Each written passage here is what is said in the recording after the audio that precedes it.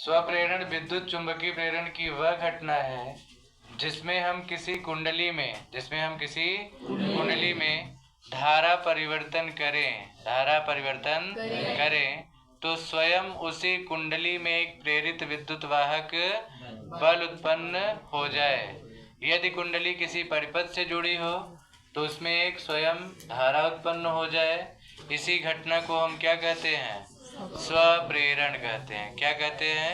स्वप्रेरण। तो इसके लिए क्या है, हमारे पास एक कुंडली है। क्या है? कुंडली। इस कुंडली को जोड़ दिया गया बैटरी से। इस कुंडली को यहाँ पे हम जोड़ देते हैं किससे? बैटरी से। और ये जुड़ गया है कुंजी से। किससे जुड़ गया है? अब यहाँ पे ये आपका जुड़ गया रिहोस्टेट से। किससे जुड़ा है?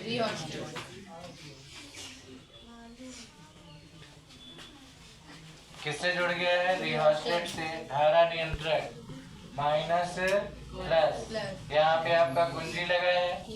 जैसे ही आप इसको जोड़ोगे तो इसमें एक धारा उत्पन्न हो जाएगी। ठीक, तो इसमें आपका लिखेंगे मेन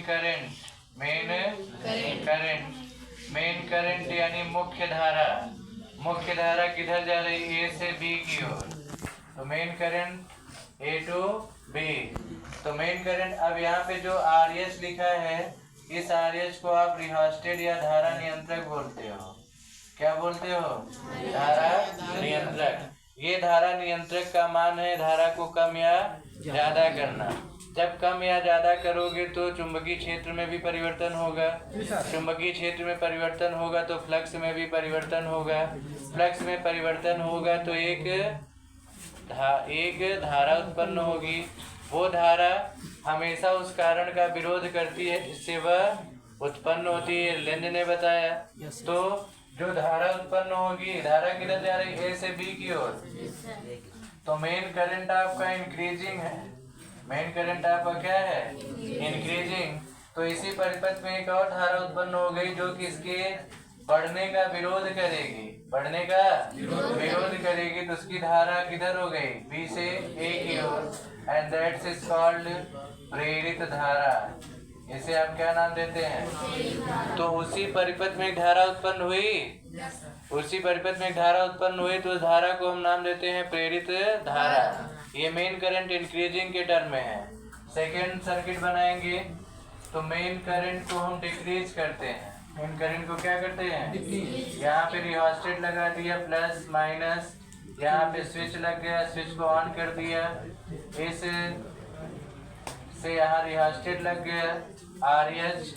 तो यहाँ पे आपका मेन करंट ए से किधर जा रहा है? बी की ओर। This is decreasing. कैसे डिक्रीज हुआ?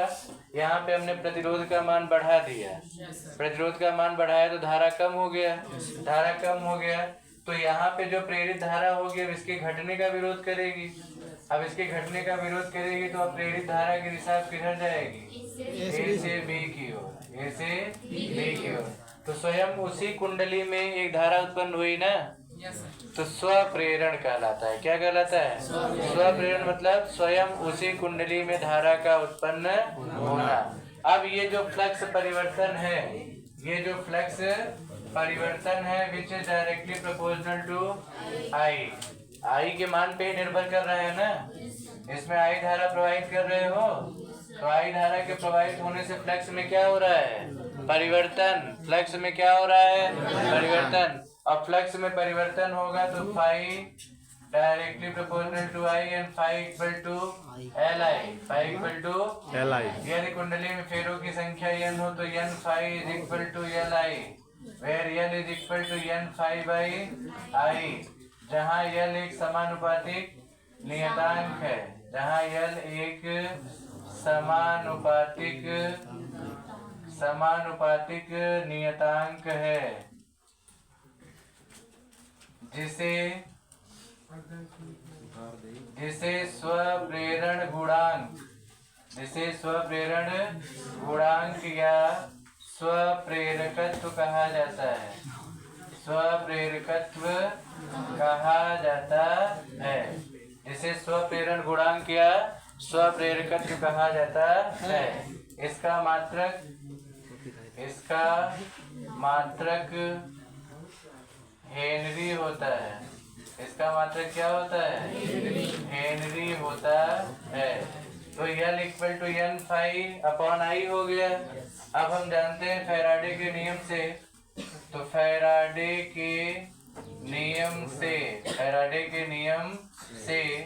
E इक्वल टू कितना होता है? Minus N D phi by D T, तो minus D upon D T, और यहाँ पे क्या हो जाएगा? एन फाई, तो D upon D T, N phi की जगह पे यल आई रखोगे, तो L minus L D I by D T. तो यल के लिए सूत्र क्या हो गया? Minus E upon D I by D T. तो ये एक स्वप्रेरकत्व का एक फार्मूला ये हो गया, L equal to minus E D I by D T, और एक फार्मूला ये हो गया L equal to N phi by I. इसकी बीमा पूछता है एग्जाम में, इसकी बीमा, तो बीमा कितनी हो जाएगी? यहाँ पे ई क्या है? वोल्ट। ई क्या है? अपॉन एम्पियर, इनटू क्या हो जाएगा? सेकेंड। तो V मतलब W अपॉन Q, एम्पियर का A, टाइम का T, तो W का हो गया M L square T minus 2, time का T, चार्ज का AT, बात मत करिए, AT, एम्पियर का A, T से T कैंसिल, तो बीमा क्या हो गई? M L square